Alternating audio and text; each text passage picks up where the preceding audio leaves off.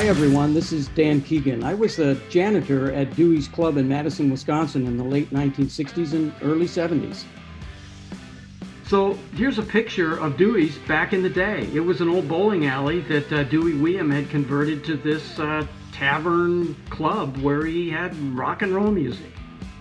He didn't know me from Adam. I walked in one day and I said, I need a job, do you need someone? And he kind of looked me up and down and said, well, I need somebody to clean this place. And so I said, sure. And as I mentioned, that morphed into him asking me if, I could do some posters. And that really came because one day he was kind of moaning about not having any good marketing. And I said, well, Dewey, I like art. I used to do art. How about if I make some posters for you? And he kind of looked at me oddly, and he kind of like he's thinking, but wait a minute, you're the janitor. But he said, okay, go for it. So I made up some posters, and that sparked something in me.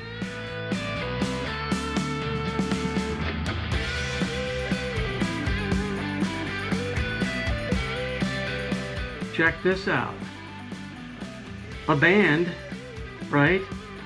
And second billing with Rod Stewart. And by the way, on this one, tickets in advance, $3.50.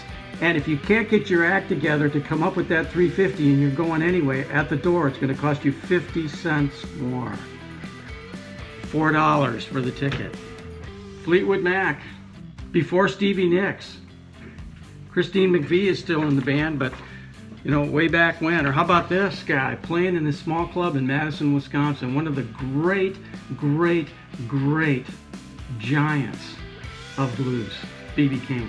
And of course the band that I always thought was the house band, REO Speedwagon, which at the time, they were students or recent students at the University of Illinois Champaign, and they'd come up and play, sometimes multiple dates. I'd be cleaning the bar at the end of their gig, and they'd be sitting there having a drink and begging Dewey to be asked back.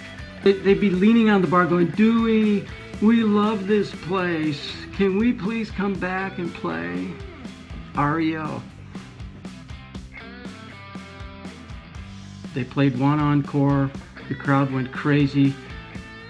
They came back for a second encore. The crowd went crazy. And after that, the crowd went even wilder. And the band was upstairs in kind of the green room, just a place where they could change.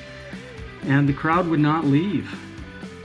They were cheering and screaming and hollering. And Dewey came up to me and he said, Dan, can you go up and talk the band into coming down for a third encore? And I said, me? I'm just a janitor. And he said, well, yeah, you've got to go up there. And I said, well, why don't you? And I think Dewey was as scared as I was. I mean, this was, Rod Stewart and, all of that stuff. And so I went up, and I still remember standing there talking, going up and just saying, guys, and it was Rod Stewart and Ron Wood were standing there, and they looked at me, kind of looked me up and down like, who are you? Aren't you the janitor? And I said, could you please come down and play one more encore? And I remember Ron Wood looking at Rod Stewart and basically saying, no, F that, mate. We're not going down there again. And Rod Stewart looking at him and looking at me and pausing. And I said, I don't know to this day where this came from, but I said, do you hear that noise downstairs? Do you hear that crowd? They're not going to let you out of here unless you go down and play an encore. And these guys looked at each other, and then they looked at me and they said, all right, we'll come down. So they came down and did that third encore. It was a slow number that just brought the crowd from a fever pitch down to the most mellow, laid-back moment.